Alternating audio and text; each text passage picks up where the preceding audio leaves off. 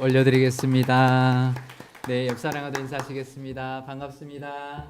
축복합니다. 사랑합니다.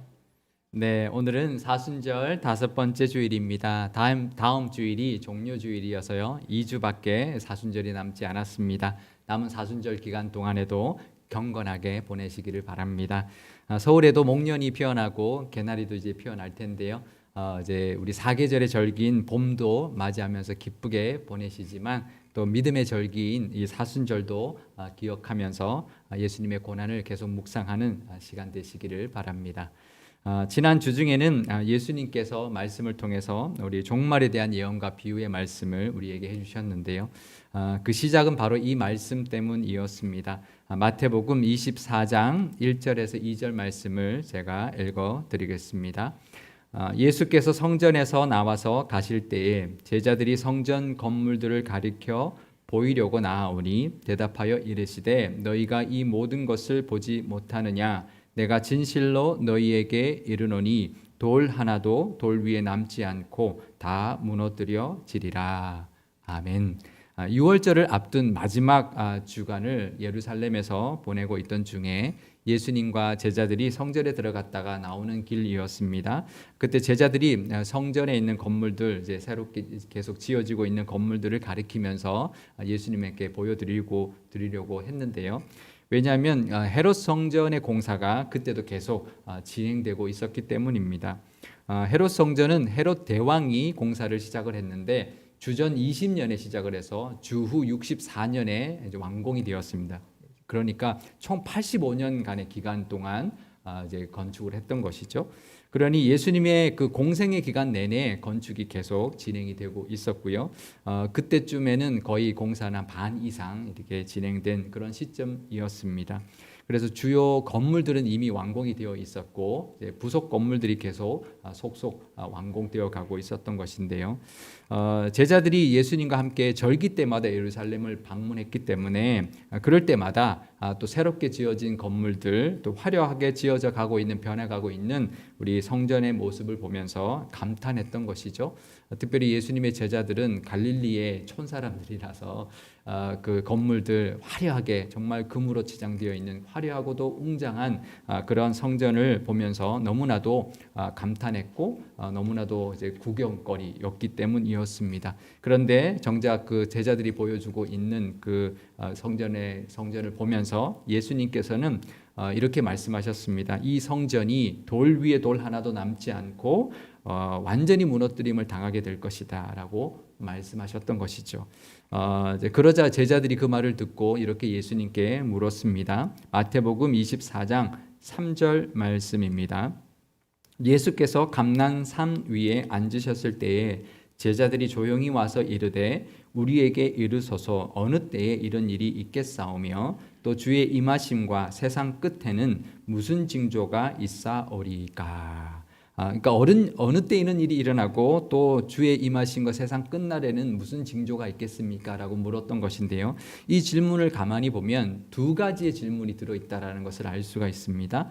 첫 번째는 예루살렘이 파괴되고 성전이 완전히 무너지는 때가 언제입니까? 라는 것이고요. 또 하나는 예수님이 재림하시고 세상 끝날에는 어떤 징조가 있겠습니까? 라고 하는 두 가지 질문을 했던 것이죠.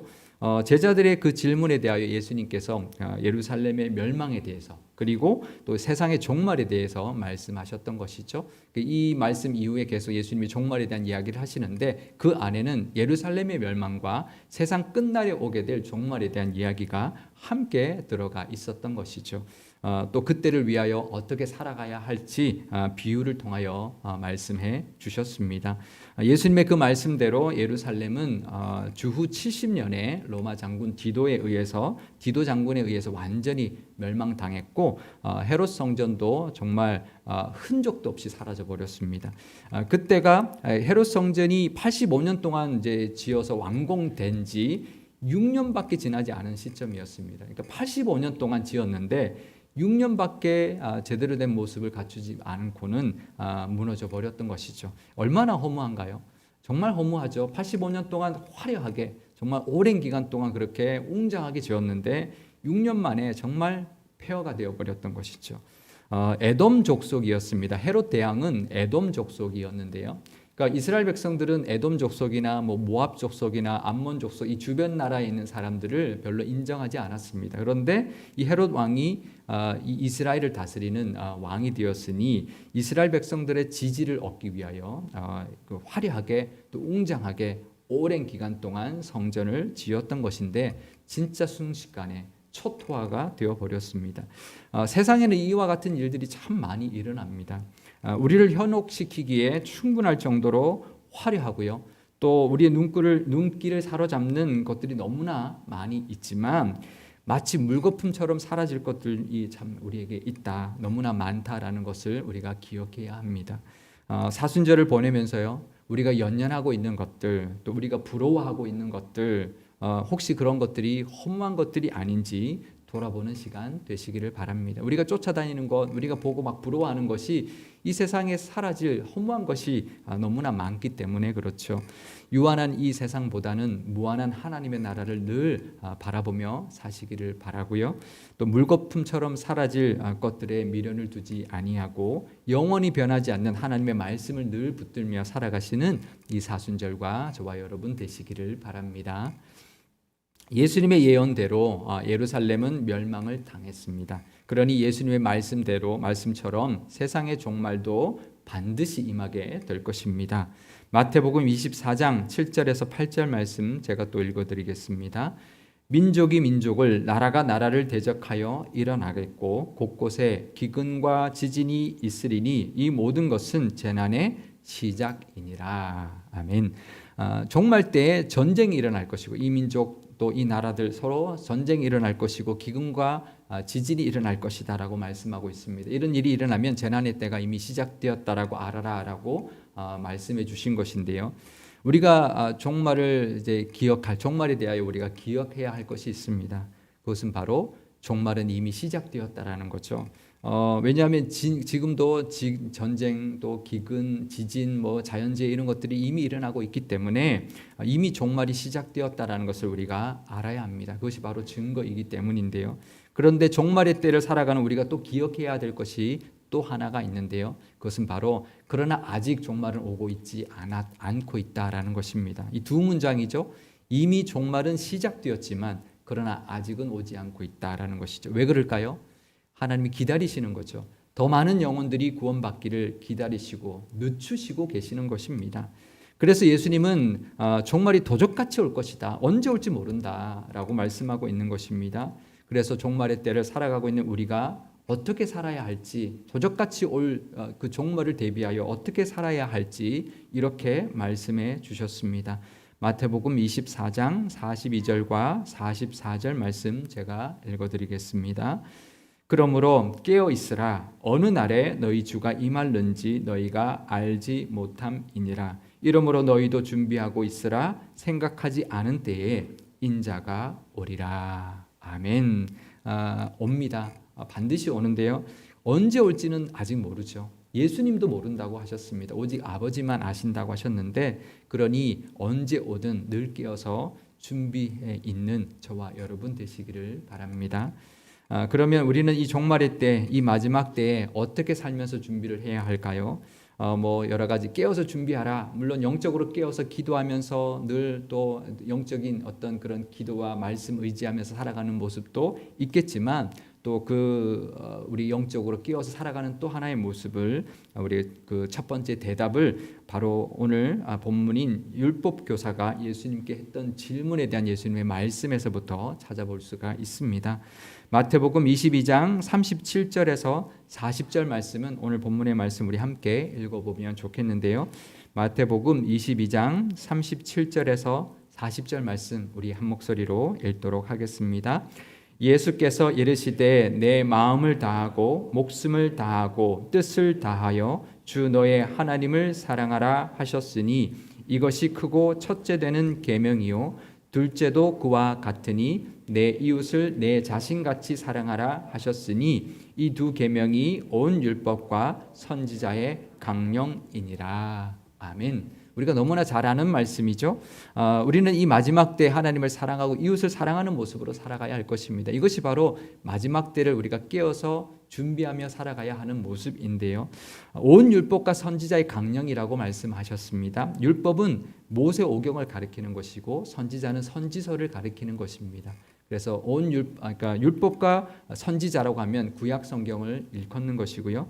그러니 율법과 선지자의 강령이라고 한 것은 온 성경의 강령이다, 온 성경의 요약이다, 이렇게 말하는 것입니다. 그러니 그 첫 번째가 바로 우리가 해야 하는 그 성경에서 말하는 첫 번째가 하나님을 사랑하는 것이죠. 마음을 다하고 목숨을 다하고 뜻을 다하여 사랑하는 것입니다. 이게 이제 이 가만히 보면 이제 마음을 다하는 게 뭘까요? 우리의 가슴으로 사랑하는 거죠. 또 몸을 다하는 것, 우리 목숨을 다하는 것, 우리의 온 몸을 다해서 몸을 바쳐서 사랑하는 것이고, 뜻을 다하는 것은 우리의 생각, 우리의 모든 의지를 다하는 것이죠. 그러니 우리의 가슴과 몸과 머리를 다 동원하는 사랑, 또 우리의 영과 육과 혼을 다하는 전인적인 모습의 사랑을 의미하는 것입니다. 그러니까 마음만으로 사랑해도 안 되고요, 영적으로만 사랑해도 안 됩니다. 하나님을 사랑할 때 마음으로도 사랑하고 영적으로도 사랑하고 우리 온몸으로도 우리의 모든 행동 하나하나로도 사랑해야 하는 것이죠. 그러려면요, 하나님을 사랑하려면 먼저 하나님의 마음을 알아야 합니다. 하나님을 사랑하려면, 마음으로 사랑하려면, 마음을 다해 사랑하려면 하나님의 마음을 알아야죠. 우리 사랑하는 사람의 마음을 알아야 그 사람을 제대로 사랑할 수 있는 것과 마찬가지입니다. 그런데 오늘은 이 말씀을 마지막 때를 살아가고 있는 우리에게 아주 특별한 적용을 한번 해보려고 합니다. 하나님의 마음, 가장 먼저는 어디에 가 있을까요? 하나님의 마음이 가 있는 곳, 잃어버린 영혼이죠.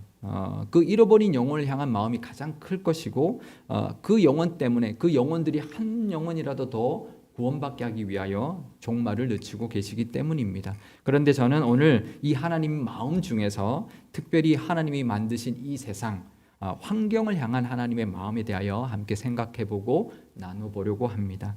하나님은 온 세상을 너무나도 아름답게 만드셨고요, 너무나도 오묘하게 만들어서 우리에게 선물로 주셨습니다.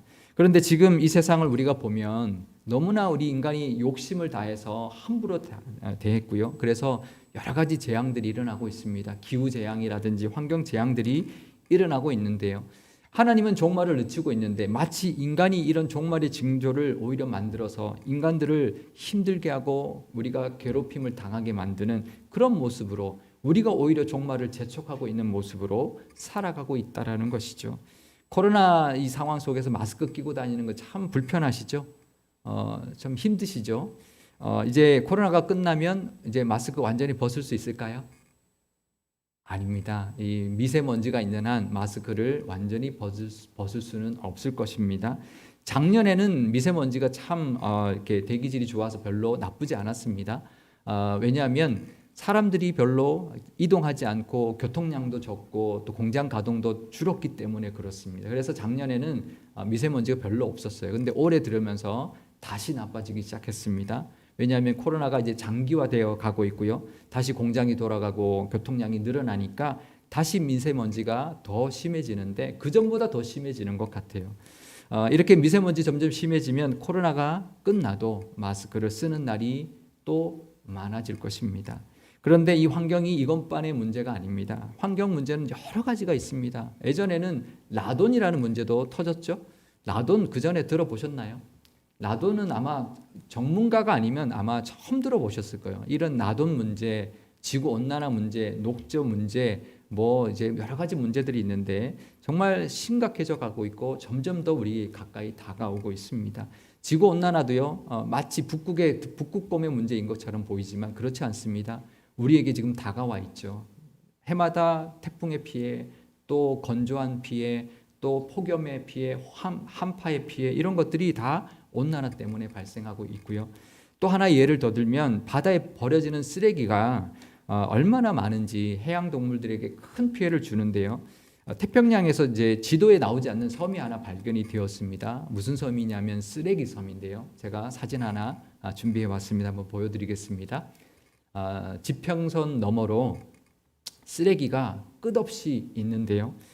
태평양에 있는 이제 섬이에요. 그러니까 태평양 인근에 있는 나라들로부터 떠내려온 이제 쓰레기들이 해류를 타고 모여든 거예요. 그러니까 일본과 하와이 사이에 이제 발견이 됐는데 너무나 커서 이 이름을 붙였는데 GPGP라고 붙였습니다. 그러니까 이제 Great Pacific Garbage Patch라고 거대한 태평양 쓰레기 더미 이런 뜻으로 GPGP라고 지었는데요. 얼마나 클까요?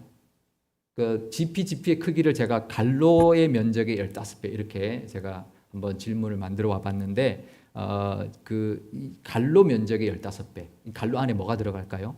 여의도 면적의 15배일까요? 그것만 해도 꽤 큰데 남한 면적의 15배입니다. 상상이 되시나요? 우리나라 남한 전체의 15배 크기의 섬이 태평양의 쓰레기에 쌓여 있다는 거예요. 근데 이게 2018년 기준입니다. 원래 이 발견된 것이 1997년이에요. 그러니까 벌써 25년이 되었죠. 그때만 해도 우리 남한 크기의 7배 정도였는데 해마다 계속 커지고 있고요. 이게 2018년에 정확하게 이제 측정한 것이 15배 정도 되니까 지금은 한 16배 정도 컸을 것이다. 근데 문제는 이거 하나만 있는 게 아니라는 거예요. 사진 한 장 더 보여드리겠습니다. 북태평양에 일본과 하와이 사이에 2개가 발견이 되었고요. 여기만 있는 게 아니라 남쪽 태평양에도 하나 더 있고 대서양에도 북쪽과 남쪽에 있고 인도양에도 발견이 되었습니다. 그래서 사진 한 장 더 보여드리면 그래서 전 세계적으로 이제 북태평양의 2개를 하나로 보면 5개, 2개로 본다면 6개의 이렇게 거대한 쓰레기 섬이 만들어지고 있습니다. 해마다 커지고 있어요. 근데 문제는 이게 빈상의 일각이라는 거예요. 이게 떠 있는 게 다가 아니고요. 가라앉는 게 70%가 가라앉습니다. 버려진 쓰레기의 70%가 가라앉고 30%만 떠 있는 게 이 정도라는 거죠. 그러니 이 가라앉고 있는 쓰레기를 물고기들이 먹죠. 그래서 비닐을 해파리로 알고 먹는 거북이, 또 이제 플라스틱 조각들을 이제 먹인 줄 알고 먹는 바다새들, 또 플라스틱 병들도 물속에 가라앉는데 그걸 물고기인 줄 알고 먹는 고래들. 그래서 죽어가는 이제 해양 생물들이 얼마나 많은지 모릅니다. 이 태평양에 이제 무인도들이 많은데요. 굉장히 아름답죠. 사람들이 발길이 없으니까 정말 아름다운데 요즘은 그렇지 않대요. 해변마다 쓰레기가 쌓이고 죽어가는 동물들이 썩어가는 냄새로 악취가 가득하다라는 것이죠. 이런 환경 문제가 너무나도 다양하고 너무나도 심각한데 그러니 하나님의 마음이 어떨까? 너무나 안타까울 겁니다. 우리에게 좋고 아름다운 환경, 정말 아름답고 정말 좋은 것을 우리에게 주셨는데 정말 이렇게 정말 황폐하게 다 파괴하고 그 피해를 우리가 받고 있으니 정말 그 마음은 아마 너무나 안타까우실 텐데 그 하나님의 마음을 아는 것, 그것이 바로 그 하나님을 마음을 다해 사랑하는 모습이라는 거죠. 하나님의 마음을 아는 것이 하나님을 마음을 다해 사랑하는 모습의 시작이죠. 사랑하는 상대의 마음을 먼저 아는 것이 사랑의 시작인 것처럼 그렇습니다. 그래야 그때부터 우리가 몸을 다해 힘을 다해 사랑할 수 있고 뜻과 정성을 다해서 내 생각과 의지를 다해서 그 사랑을 행할 수 있기 때문이죠. 그런데요, 사실 우리가 이렇게 거창하면 이렇게 거대한 이런 오염을 내가 어떻게 할 수 있을까? 사실은 우리가 행하는 것 어렵지 않습니다. 왜냐하면요, 예수님께서 종말의 비유를 드실 때에 지극히 작은 자 하나에게 한 것이 바로 내게 한 것이라 말씀하셨거든요. 그러니까 우리가 큰 행동을 하라는 것이 아닙니다. 우리가 할 수 있는 작은 행동 하나, 모습 하나하나가 하나님을 사랑하는 모습이고 이웃을 사랑하는 모습이기 때문이죠. 우리의 이웃이 누구인가요? 우리의 첫 번째 이웃은 바로 소외받고 어려운 사람들, 그 사람들이 가장 우선적인 이웃이 맞습니다. 하지만 오늘은 우리 모두의 이웃인 환경을 한번 같이 생각해 보자는 것이죠. 우리 주변에 있는 지극히 작은 환경 하나에게 한 것이 바로 또 그것이 하나님께서 이웃을 사랑하는 모습으로 받아주신다라는 것입니다. 우리가 전 세계의 환경 오염을 다 막을 수는 없죠. 하지만 내가 할 수 있는 작은 일은 얼마든지 할 수 있습니다.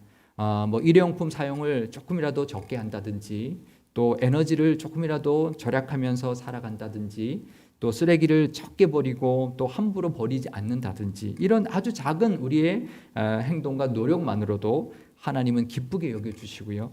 이런 작은 자에게 한 것이 또 한 것이 내게 한 것이라고 여겨주시는 것처럼 이런 작은 행동 하나, 이 환경을 향한 행동 하나도 하나님께 한 것이라고 여겨주신다라는 것입니다. 특히 우리 교회는 종이컵을 많이 쓰죠. 교회마다 주일이 되면 종이컵을 어떤 분들은 뭐 아침 일찍 오시는 분들은 몇 개씩 씁니다. 커피도 마시고 물도 마시고. 근데 이제 교회가 이 종이컵만 줄여도 굉장히 큰 역할을 할 수가 있습니다. 우리가 코로나가 끝나서 이제 정상화가 되고 교회가 이제 일상으로 돌아오면요, 우리 가능하면 개인컵 갖고 다니면서 물도 마시고 커피도 드시고 그러면 훨씬 더 우리 환경을 사랑할 수 있는 모습이 되고 얼마든지 우리가 실천할 수 있는 작은 환경 사랑의 모습이 될 수가 있습니다. 우리가 지금 사순절을 보내고 있는데요, 사순절은 예수님의 고난을 묵상하고 십자가를 기억하는 절기입니다. 그리고 우리도 십자가를 지고 예수님의 따르는 삶을 살아야 함을 기억하고 다짐하는 절기인데요, 환경 사랑의 이 실천, 불편한 일이죠. 번거로운 일입니다. 우리가 분리수거 하는 것만으로도 불편하고 번거롭죠. 하지만 그것이 바로 내가 져야 하는 십자가를 지는 일, 십자가를 지는 일이라는 것을 우리가 기억하면서 조금의 불편이라도 감수하면서 또 하나님의 마음을 깨닫고 하나님의 뜻대로 행함으로 하나님을 사랑하고 이웃을 사랑하시는 모습이 가득하시기를 바랍니다. 이것이 이 마지막 때를 우리가 살아가야 하는 우리의 모습 중에 하나이고 이 마지막 때 강령을 따라 살아가야 할 또 우리의 모습입니다. 이 마지막 때를 살아가면서 늘 깨어서 준비하며 살아가는 우리의 모습이 영적으로도 있어야 되고 복음을 전하는 사명에도 분명히 있어야 되는데요, 하지만 우리의 생명과 안전까지 위협하고 있는 이 환경을 향한 우리의 모습도 분명히 있어야 할 것입니다.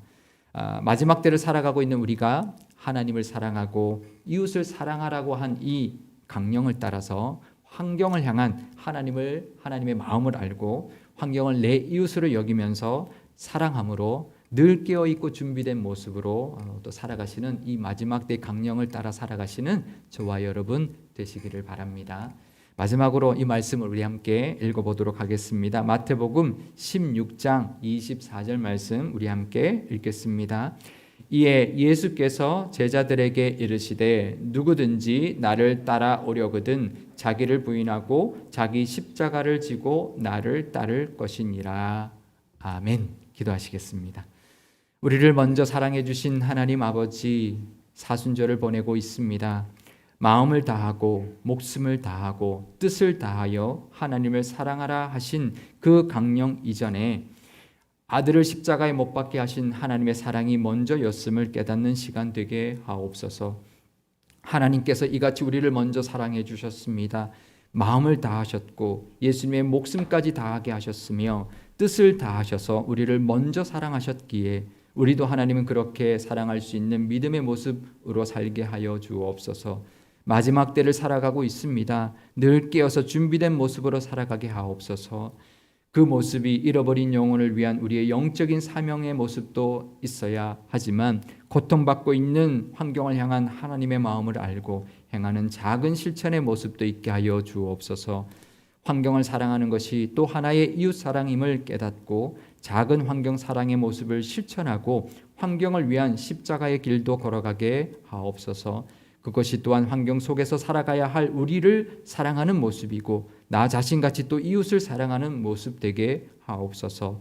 우리 교회도 이 마지막 때에 하나님께서 원하시는 모습으로 쓰임받게 하시고 구원의 사명과 하나님 사랑과 이웃 사랑의 모습이 늘 가득하게 하옵소서. 우리 구주 예수님의 이름으로 기도드리옵나이다. 아멘.